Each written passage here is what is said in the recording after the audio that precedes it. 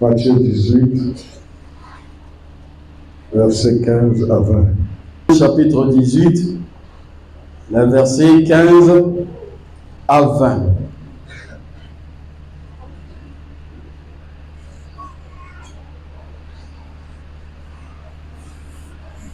Procédure de pardon des offenses.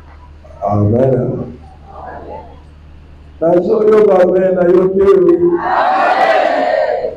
Nous lisons au nom de Jésus. Si ton frère a péché,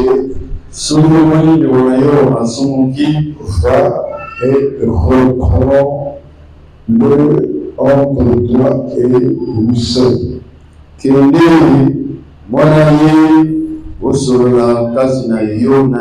S'il t'écoute,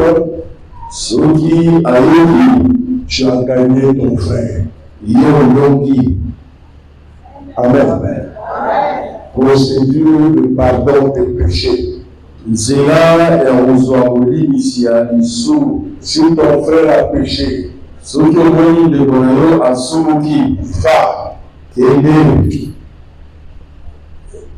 revenez avec lui seul.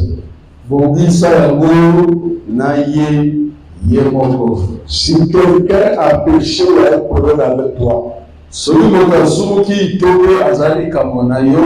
Dieu ne dit pas, va dire à d'autres personnes. Non. Ça sera comme la diffamation. Vous deux entre vous. Cherchez à régler d'abord le problème. C'est ce que le Seigneur dit. La vraie procédure de règlement du problème. Toi et ton frère, toi et ta femme, vous avez un problème. Cherchez d'abord à régler le problème. Ce n'est pas bien que le problème que vous avez eu, tu l'as amené dire à d'autres personnes. Ça n'est pas normal. Ça, c'est pas régler le problème. Amen. Garde ça et règle avec lui. Ça, c'est la première des choses si vous voulez que les choses aillent bien. Le Seigneur aime le secret. C'est dans le secret qu'il fait de grandes choses. Je n'ai pas dit amen. Si tu es avec ta femme, règle tes problèmes avec ta femme. Comment le péché que ta femme a fait, tu as déjà dit à ta maman, tu as déjà dit à ton grand frère, tu as déjà dit à tes parents, est-ce que c'est correct ça?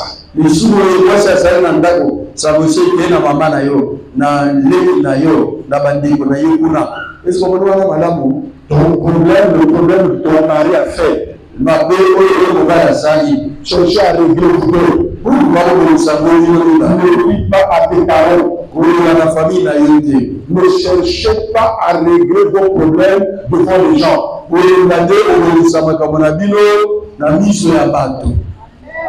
Et vous comprenez ça? Voilà pourquoi la bénédiction tarde à venir.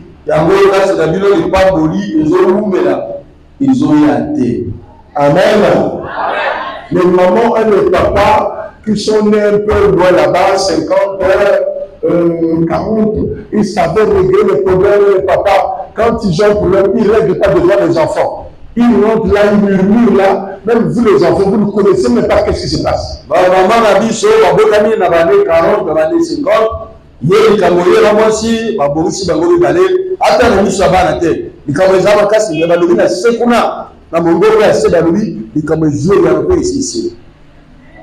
Vous comprenez ça, mes bébés? C'est ce que vous voulez. Il y a même d'autres qui, même le problème qui concerne son mari ou sa femme de la chambre, il dit aux autres. Et là, je vais le tambour, il y a moi si naïe. Donc, on va naïe, il y a Nanda ou il y a Sikati. À ça, c'est Sango, na bateau naïe. Oui, à ça, il y a le naïe, le bas nangai, et là, mais on m'a wana, mais on m'a dit ka foufouté. Les gars, mais tu as tout détruit. Mais où est le sens du mariage? Il y a des choses qui ne se disent pas. Oui, si tu vois les responsables, quelqu'un qu'on donne la responsabilité, il ne faut pas dire que moi je peux faire. On ne donne pas à n'importe qui. On donne à quelqu'un qui a le secret.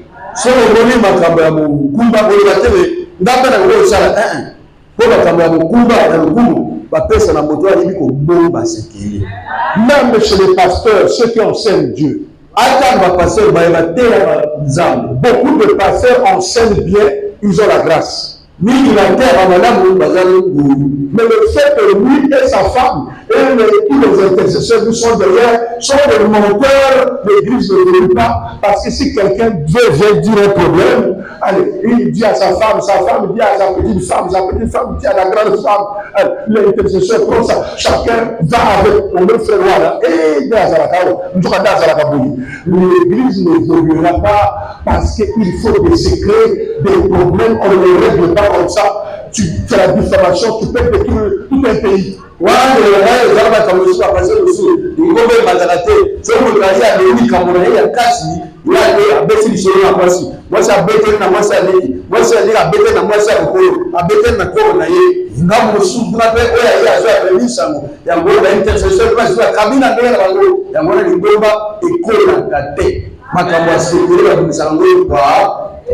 Ngana kena ko sambela kota frère mo konji bureau monene CNDG na zo sambela to vendre zo solo la na yo ba petit bureau bota koti frère na biso zo sambela na biso ayina dossier lui dit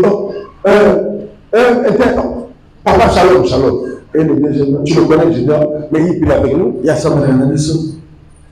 Je dis mais qu'est-ce que tu fais donc dossier au sambela kana yo c'est l'ensemble de la banque de ménage de service. Oui. Ce qu'on a levé dans DG, ça c'est mon frère, il faut le nommer.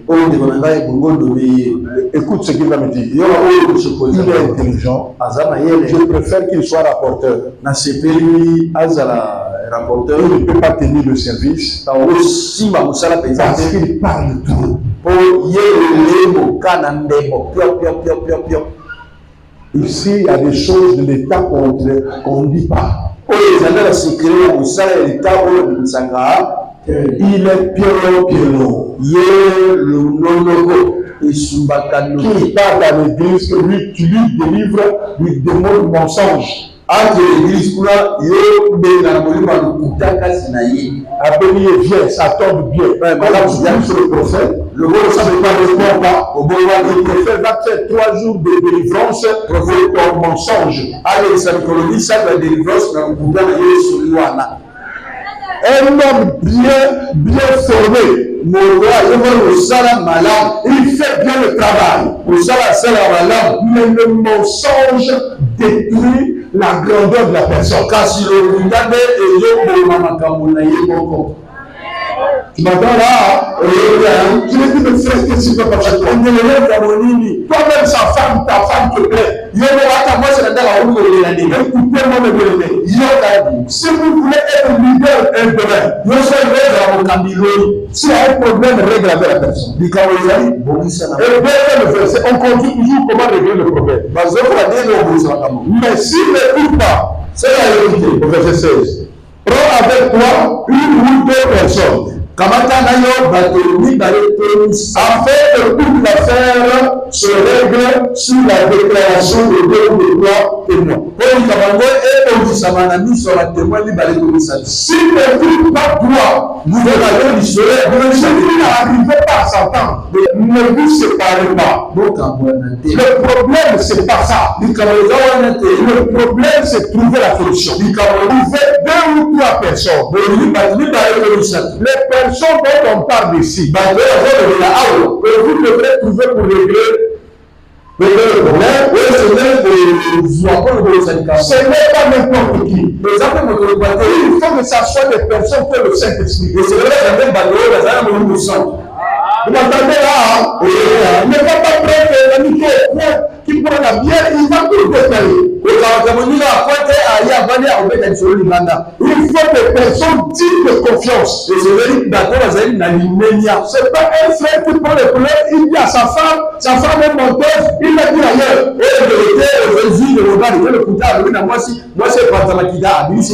dit à des personnes dignes de confiance. Que ça soit femme ou homme. Alors, moi, si que jamais le que vous le voyez là, le problème que je règle ici, il y a des soeurs et des frères ici, et confient certains problèmes. Vous ne pouvez même pas savoir, elle ne dit à personne.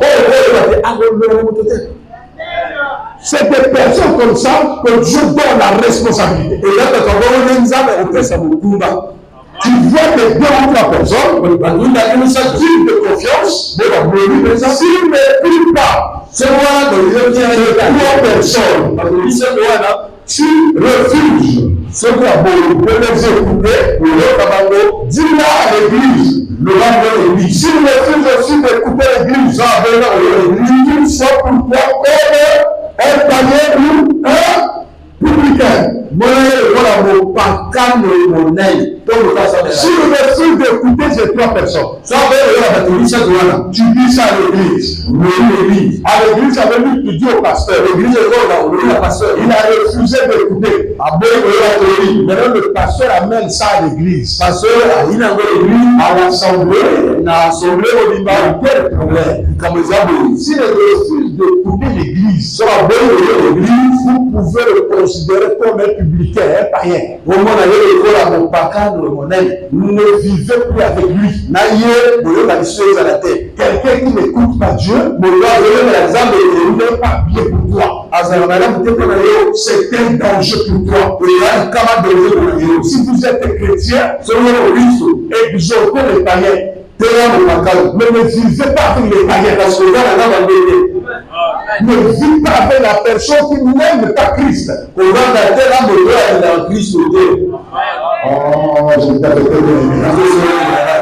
restez pas souvent avec les gens qui aiment de parler de Jésus-Christ. Ils parlent de gens, ils critiquent les gens, ils disent du mal de gens. Ils vont détruire ta foi.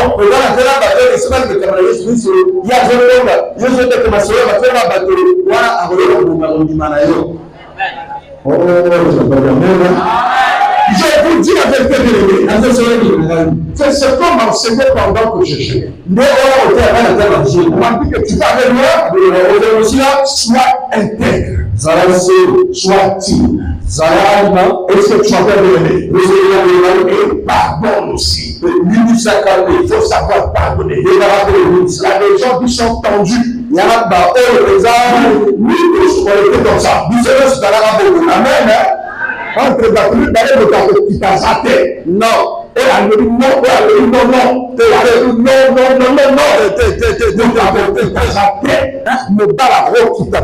non, moi si ta robe qui t'a tête, non, bah toi laisse la clé. Et quand c'est comme ça, vous allez au bord. Selon le n'a pas de solution. Pas de responsabilité. Après, c'est la typologie à une personne qui est comme ça. Oui, tu dois être exemplaire. Même quand on parle d'état civil, tu ne peux pas aller marier les gens. Même tu sois marié. C'est ça le bien-aimé. Vous devez être un exemple. Vous voulez être simple. Vous voulez être béni. Mais préparez-vous la bénédiction. Si elle est modèle, vous voulez être comme Pierre. Dieu comme Pierre. Et c'est quoi qu'on a fait le reste? Je vous dis des vraies choses. Je vous dis des vraies choses. Savoir régler le problème. Il faut savoir demander pardon. Il faut savoir changer. Le pardon est une puissance. Quand je vous prêcherai le crime, je n'ai pas fait une prière, la tête en bas, les pieds en l'air. La seule prière spéciale, c'est la crainte de Dieu. Je sais comment faire. Je mets pas de suite à Dieu. Est-ce que vous m'entendez bien? Quand il y a un problème, je dois demander pardon. Je dois d'abord savoir régler le problème. Est-ce que vous m'entendez bien? On ne va pas la plénitude. Je ne vais pas réussir.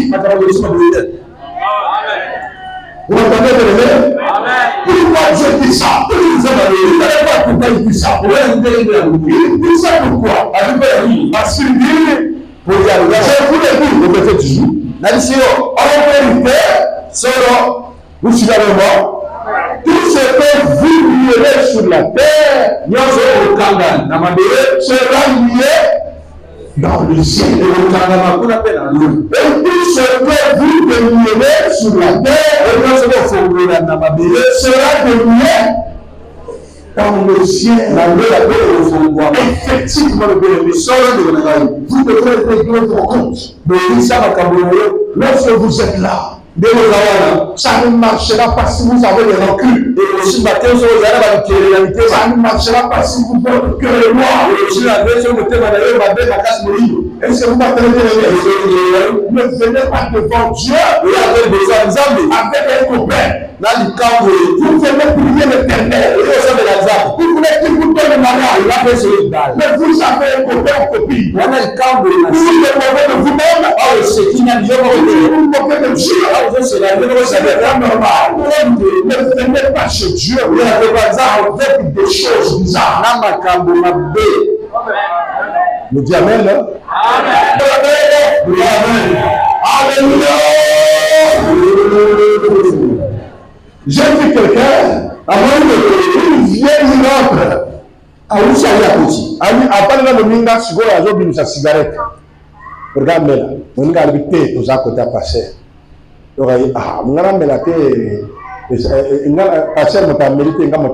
C'est moi, pas de passer. On a habité le matin. Je vois fumer. Tu vois quelqu'un qui n'est pas normal. On te dit bien sur le pasteur. Tu veux fumer toujours. Comment tu peux boire la bière chez le pasteur? Tu sais que tu restes avec le pasteur. Mais quand tu sors, tu vas prendre l'alcool. Mais tu es moni, quoi. Mais tu seras moni. Bon. Je n'ai pas parlé, j'ai parlé. Je vous dis avec tes bénéfices. Il faut savoir ce qu'on lit. C'est toi qui te maudis toi-même. Sinon, tu serais béni. Parce que c'est que vous demandez à Dieu. Si vous liez quelque chose sur la terre, ça sera lié au ciel. Oui, mais oui. Si vous fermez sur la terre, ça sera fermé au ciel. Ne s'amusez pas de bénéfice. La vie, c'est bon. Mais ne prenez pas avec la vie. Vous croyez que ce qui est important chez vous, c'est quoi? Est-ce que c'est avoir des choses? Ce n'est pas les choses qui fait la vie. Ce n'est pas l'argent. Ce qui fait la vie, c'est d'abord la vie qu'on t'a donnée. Je vous dis à la ce n'est pas les choses que tu vas avoir. C'est la vie que tu as là. Donc beaucoup de choses, nous n'avons pas ta santé. Oui, mais bien-aimé. Beaucoup de choses, nous n'avons pas ce que tu as. Ce qui fait la personne, ce n'est pas le nombre d'enfants. C'est pas ça, mes bien-aimés. Ce n'est pas les millions. C'est la vie que Dieu t'a donnée. La vie que Dieu t'a donnée. Voilà, préserver. Vous m'entendez, bien-aimé, là? Vous m'entendez, là? Mais j'ai dit ça au premier cri. Beaucoup ont ruiné leur vraie relation. Diable a dit que comment vous, tu sais que c'est ton pasteur, mais tu te mets à le critiquer. Qu'est-ce que Dieu va te donner? Alors, à travers ce pasteur, nous on dit prière, nous avons sali. Dieu a travaillé pour ça. On dit pas. Tu es marié. Tu es marié. Mais encore, pasteur a la faute. Pasteur, voilà, nous avons il est de tout la terre. Il a une il aussi. Mais qu'est-ce qu'il ne va pas dans la terre? Qu'est-ce qu'il ne va pas? Mais la Bible dit quoi? S'il a péché, ça le voir. Et puis avec lui, il va publier la personne. Tu viens encore. Tu t'assois, il prêche, il dit Amen. Et tu viens lui dans la terre. Qu'est-ce que tu vas recevoir? La malédiction. Son Dieu ne te bénira pas. Pourquoi? La Bible dit que les gens le passé est passé. Dieu, lui aussi a des manquements. Mais dans la Bible, peut-être que vous le connaissez.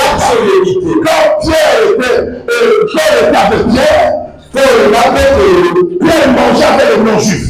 Mais quand Paul va, quand Pierre reste, il ne mange pas avec les non-juifs.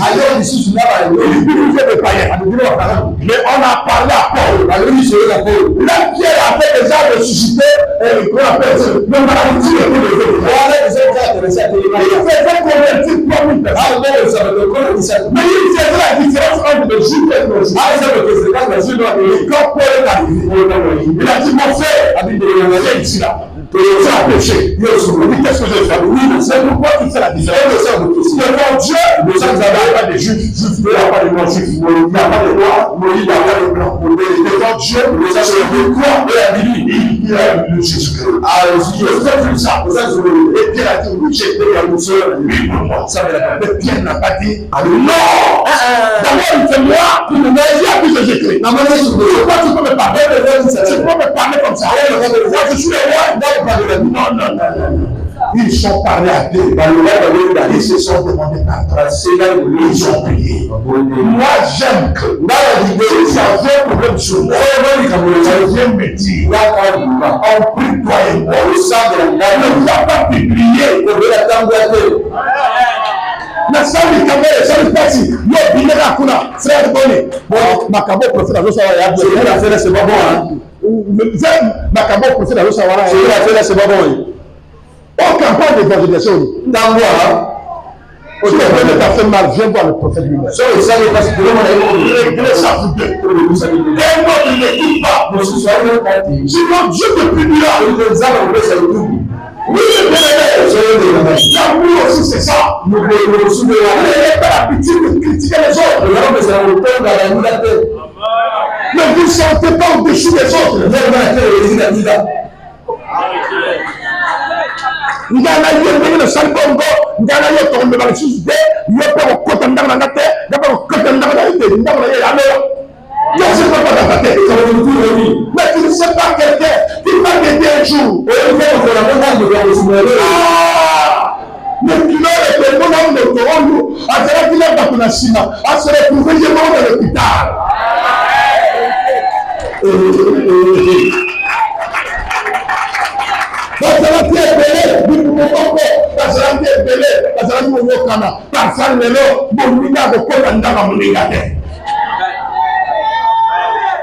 Parce qu'on a depuis ça, que la moindre on lui a chaque blague, il y a pas de dégâts. Il y a une chaîne qui a été j'ai tout ça avec les gars, on lui a dit la mère aussi, la mère aussi, alléluia.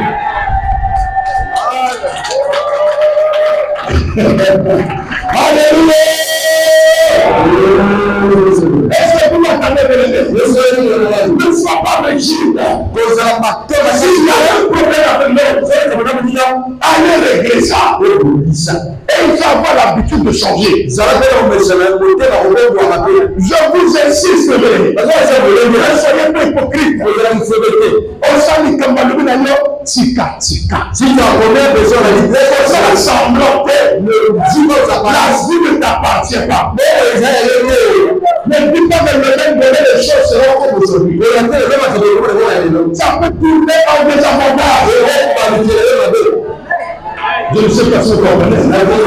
Qui pouvait savoir Après Corona, la pauvreté pas rentrée. Avant Corona, il y avait l'argent. Corona, il y avait l'argent. Après Corona, ça t'arrivait difficile. T'arrivait difficile. Si c'est celui qui viendra de il sait là où tu seras. Il t'a dit que c'est là où tu fais, c'est ce qui t'arrivera. Moi, je propose. C'est ça. Amen. Voilà. Bon, c'est une chose. Pour ça, la battement. Madame, et si tu as raté, ma bête, vous me surtout, comme dans la salle, ma bête. Mais comme à Satan. Le gars, mais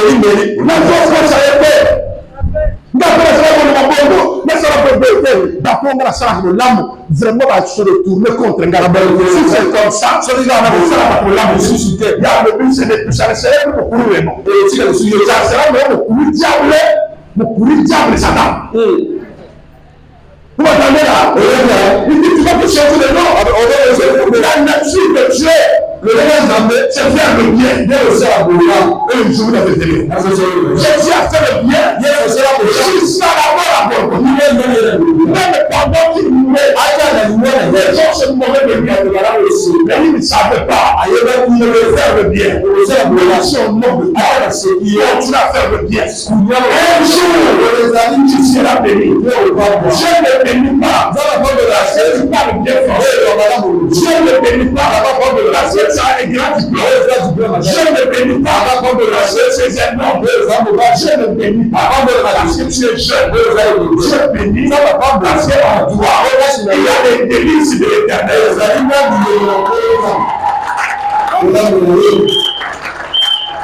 C'est de l'éternel les délices. Et il te donnera ce que ton cœur désire.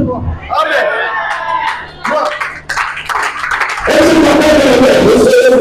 Sois conscient, sois, comment dire, ça calme. Ça va ce que tu vas lier sur la terre, sera lié au ciel. Dieu n'écoute pas les méchants. Dieu écoute les gens de bon cœur. Dieu écoute les gens qui aiment les autres. Dieu écoute les personnes qui sont capables d'aider. Dieu écoute les gens qui ont un cœur large. Prêt à pardonner. Prêt à pardonner. Prêt à pardonner.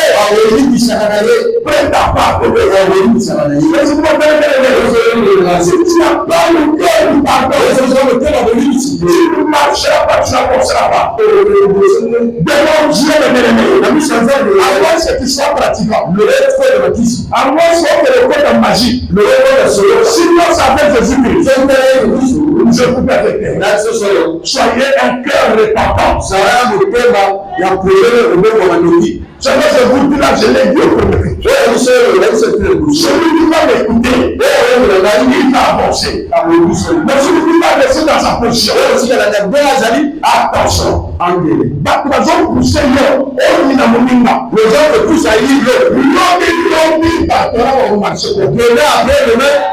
Ces gens se retourneront contre toi. Là, le Congo, na Congo, balingaka relation à malamu te. Soka moni ozana relation à malamu ya motema moko. Na sala ye motema moko, na yede motema moko, bato bako kotela yango. Bako bimisa makambo pour que yo kata relation à motowa.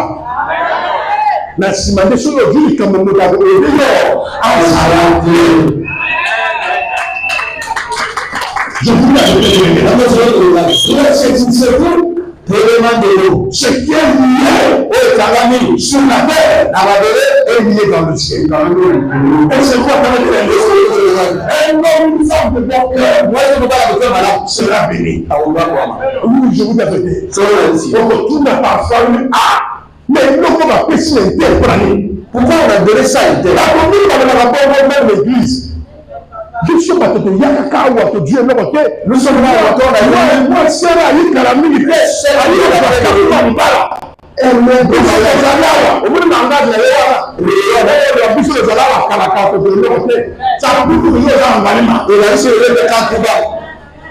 Parce qu'on a la mise en place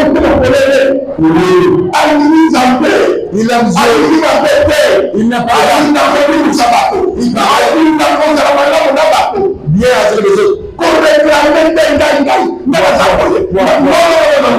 même si tu as fait le bien, je le reconnais. Ce n'est pas toi-même. Remets-toi à Dieu. Sois repenti. Et Dieu te bénira. Remets-toi à l'Éternel. Et un bon cœur. Ne conseille pas les gens pour les détruire.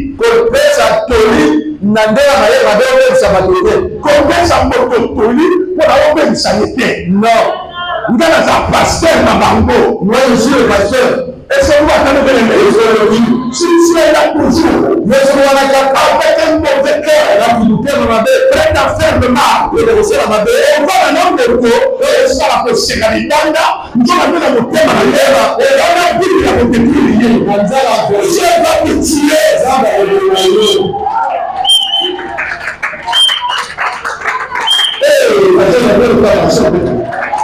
Un enfant de Golgotha, il crée Dieu là. Je te protégera. Devant tes ennemis, il ne t'aura pas. Tu as craint de Dieu. Tu as craint de Dieu. Même si on rejette la maladie, ça va tomber. Même si on peut te faire le mal, ça ne réussira pas. Ça ne réussira pas. Il te fait le bien. Et là, Dieu a dit le dit, Dieu a dit, je place devant vous, parce qu'il me semble le bien, de l'homme et le mal. De mon Dieu, je me suis versé. Je préfère que tu choisisses le bien pour l'homme. Si tu choisis le bien pour l'homme, tu vivras longtemps. C'est Dieu qui le dit. Choisis le bien de l'homme, tu vivras longtemps.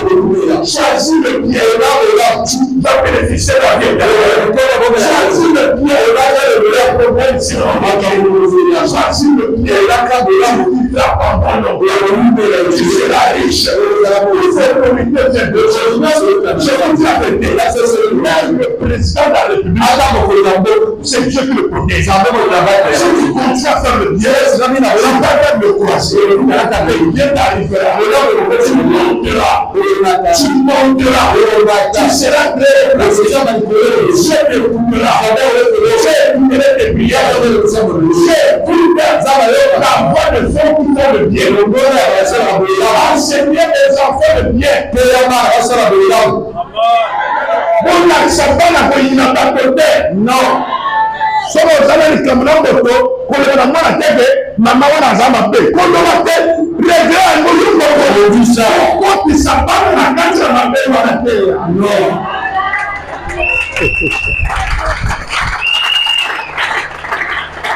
Amen. Amen. Amen. Amen. Moi, j'ai un enfant qui m'a dit, papa, j'ai bien été parler mal de toi. Ça m'a fait mal. Hein? Je l'ai dit, tu as quel âge? Il a quel âge? Ça te concerne quoi? Est-ce que c'est pas ton âge? Ça me concerne. Ce n'est pas toi. Hein? La génération, c'est là. Donc, ça te concerne. Il t'a demandé de suivre des choses de grandes personnes. Pour le Makamamiko, la nuit, ça va. Ça y est, ma camarade, régresse encore de manière moi, je vous dis les conseils. Je vous dis le bien, c'est ça. Et c'est vous m'entendez bien.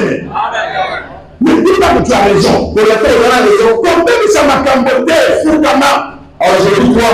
Vous êtes bien vers l'éternel. Ne perdez pas quelque chose que vous avez eu. C'est difficile. Pour avoir, c'est difficile. Pour perdre, c'est facile. Ni la bourrissa ma bala. À mon voici. Ah non, il y a pauvre. Et qui a émigré. Madame Morobon. Madame Mossa Vandaye. À terre la jambe. Parce que nous, on a supporté. Taga Jumo Sala, là moi français, ma congolais. Et comme moi, mon salaire est viré, mon salaire, oui, les Congolais, tous sont comme fonctionnaires, Aïe, tout ma casse. Les fonctionnaires. On a viré. On a viré déjà. C'est comme ça. Et avec des petits salaires comme ça, on a viré. Le salaire nickel a viré. Vous savez, quand on est devenu par des affaires. C'est comme ça. Même pas si. Seulement, le papa, au terrain, par bidon de boy, caporal chef, essentiel la zana, la retraite. Et que la cap chef à mon. C'est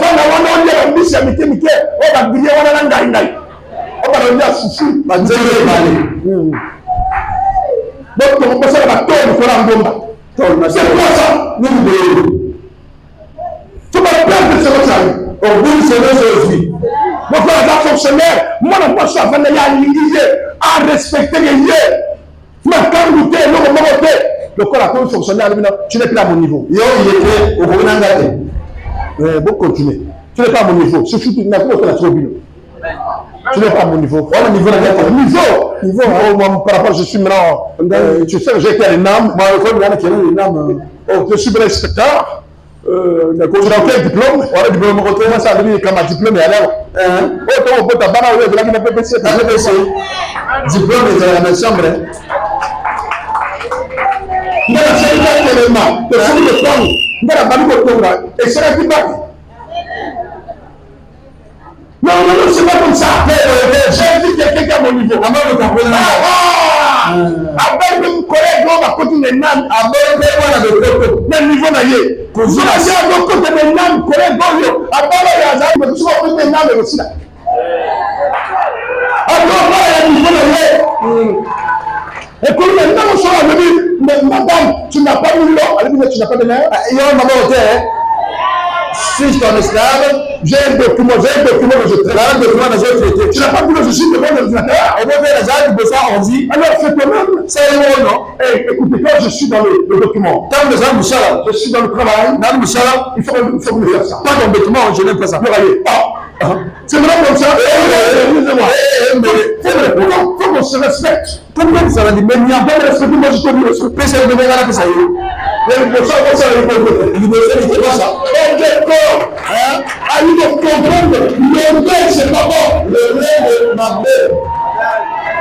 Vous allez laisser là. Il y a un appel beaucoup intellectuel, ou un bala intellectuel, à sa bébé, à mon appasi, à mon aïe, à Dieu. Alors, merci Seigneur, ma femme est comme au film.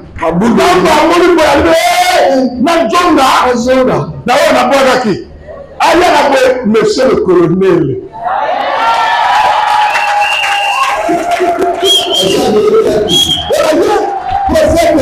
Prophète, c'est à Dieu.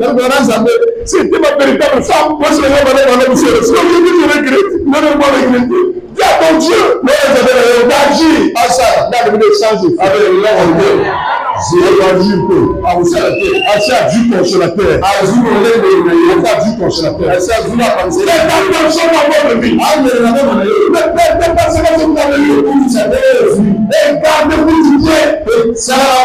Dans parcours, il y a des problèmes. Dans chaque maison, il y a des problèmes. Ne dis pas vos problèmes. Ne dis pas d'ailleurs, c'est bien. Là-bas aussi, il y a des problèmes. Fais attention. Garde-toi. Je te bénis.